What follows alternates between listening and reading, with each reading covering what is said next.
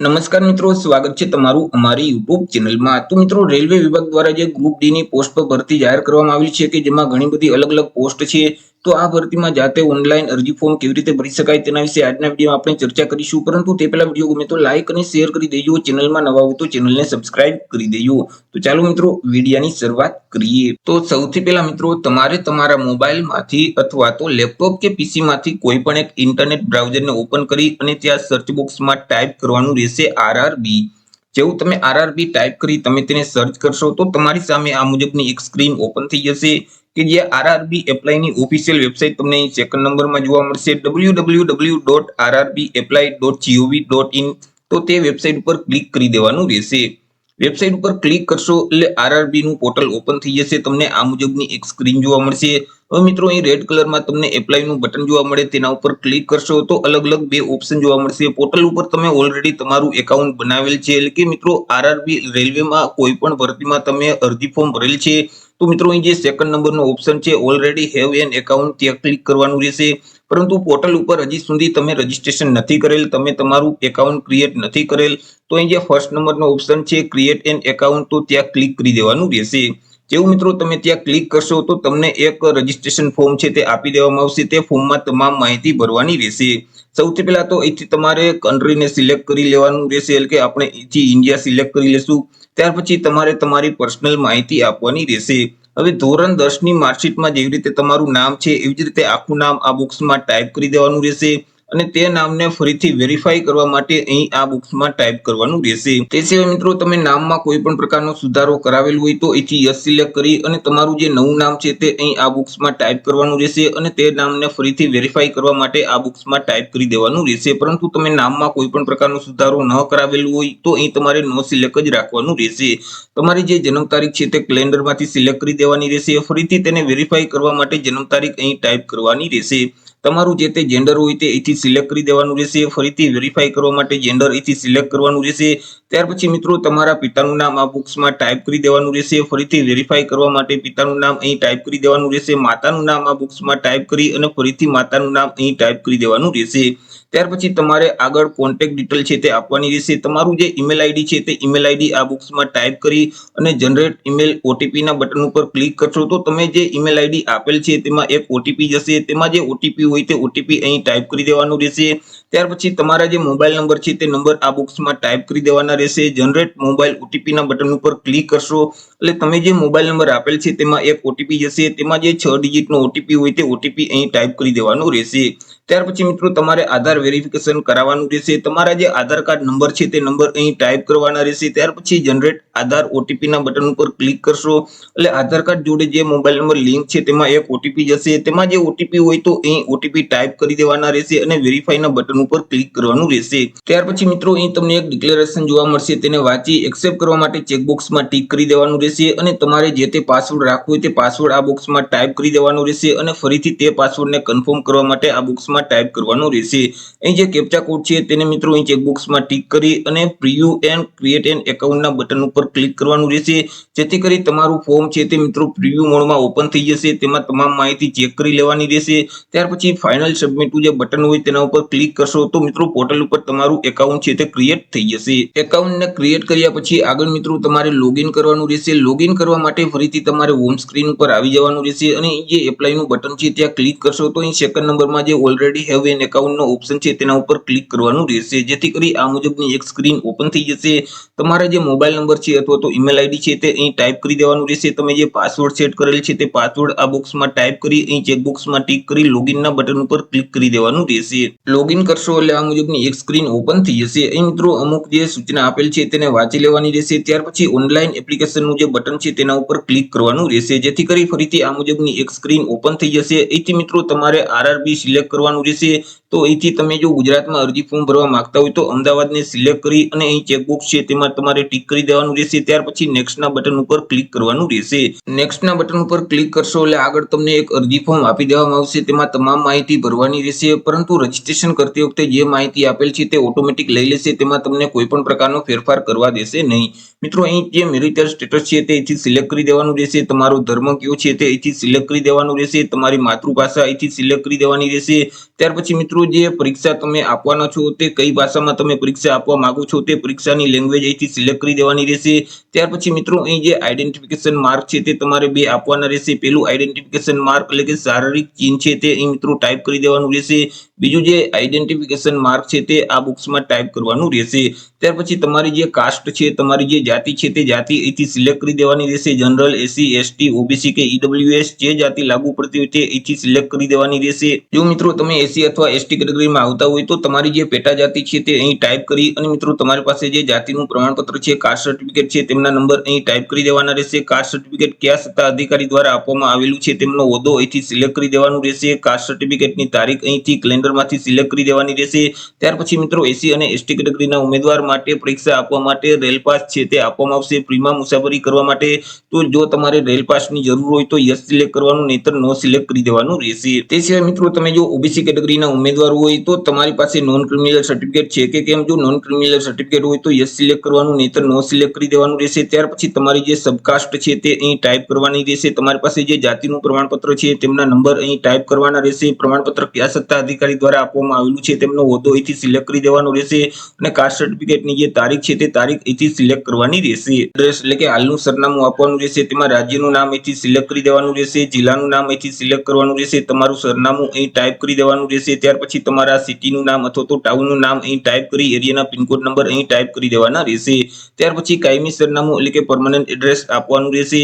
જો હાલનું સરનામું અને કાયમી સરનામું બંને એક જ હોય તો અહીં ચેકબોક્સમાં ટીક કરી દેવાનું રહેશે, પરંતુ બંને અલગ અલગ હોય તો અહીં મિત્રો રાજ્યનું નામ, જિલ્લાનું નામ સિલેક્ટ કરી તમારું સરનામું અહીં ટાઈપ કરી દેવાનું રહેશે। ત્યાર પછી સિટીનું નામ અથવા તો ટાઉનનું નામ ટાઈપ કરી એરિયાના પિનકોડ નંબર ટાઈપ કરી દેવાના રહેશે।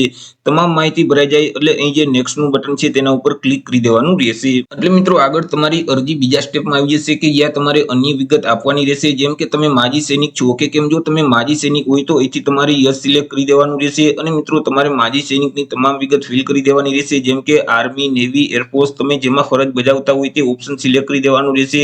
તમારું જે રેન્ક છે તે રેન્ક અહીં ટાઈપ કરી દેવાનું રહેશે। પ્રમાણપત્રની તારીખ અહીંથી સિલેક્ટ કરી દેવાની રહેશે। હાલ તમે ફરજ બજાવો છો કે કેમ, જો હાલ ફરજ બજાવતા હોય તો યસ સિલેક્ટ કરવાનું, નહીતર નો સિલેક્ટ કરી દેવાનું રહેશે।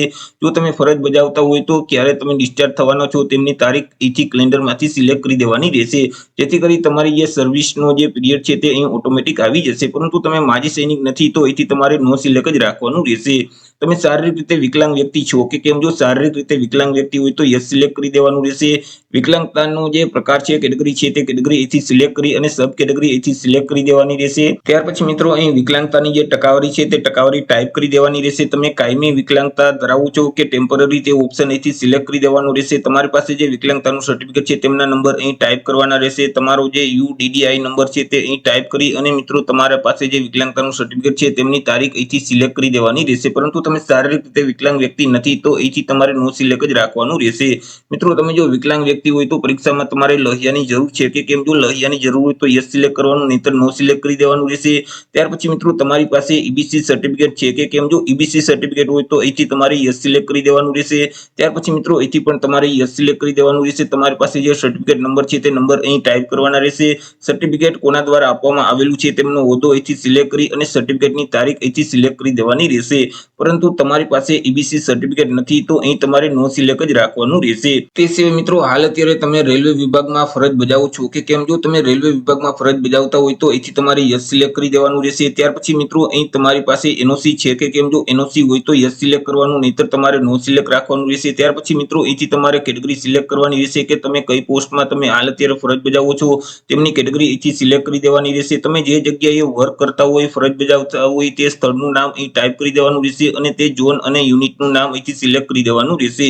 પરંતુ તમે ભારતીય રેલવે વિભાગમાં ફરજ નથી બજાવતા તો અહીંથી તમારે નો સિલેક્ટ જ રાખવાનું રહેશે। તે સિવાય મિત્રો હાલ અત્યારે તમે કોઈ પણ જગ્યાએ કામ કરો છો કે કેમ, જો તમે હાલ અત્યારે કોઈ પણ જગ્યાએ જોબ કરતા હોય, જેમ કે સેન્ટ્રલ ગવર્મેન્ટમાં, સ્ટેટ ગવર્મેન્ટમાં અથવા તો પબ્લિક સેક્ટર અંડરટેકિંગમાં, તમે જે જગ્યાએ ફરજ બજાવતા હોય તે ઓપ્શન સિલેક્ટ કરી દેવાનો રહેશે। પરંતુ હાલ અત્યારે તમે કોઈ પણ જગ્યાએ જોબ નથી કરતા, ફરજ નથી બજાવતા, તો અહીં જે નોટ એપ્લિકેબલ નો ઓપ્શન છે તેને સિલેક્ટ કરી દેવાનું રહેશે. જો ફરજ બજાવતા હોય તો આગળ મિત્રો તેમની જે તમામ વિગત છે તે આપવાની રહેશે, જેમ કે મિત્રો સંસ્થાનું નામ છે, તમારી જોઈનિંગ તારીખ છે, તે તમામ વિગત અહીં તમારે આપી દેવાની રહેશે. પરંતુ ફરજ નથી બજાવતા અહીં જે નોટ એપ્લિકેબલ નો ઓપ્શન છે તેને સિલેક્ટ કરી દેવાનું રહેશે. તો મિત્રો તમારી પાસે એનસીવીટી નું સર્ટિફિકેટ છે કે કેમ? જો તમારી પાસે એનસીવીટી નું સર્ટિફિકેટ હોય તો અહીંથી મિત્રો તમારે યસ સિલેક્ટ કરી દેવાનું રહેશે અને તેમની વિગત છે તે આપવાની રહેશે. જેમ કે મિત્રો અહીં કયા ટ્રેડનું એનસીવીટી નું સર્ટિફિકેટ છે, આઈટીઆઈ માંથી તમે કોઈ પણ ટ્રેડ પાસ કરેલ છે અને તેનું તમારી પાસે એનસીવીટી નું સર્ટિફિકેટ છે, તો તે ટ્રેડનું નામ અહીંથી સિલેક્ટ કરી દેવાનું રહેશે.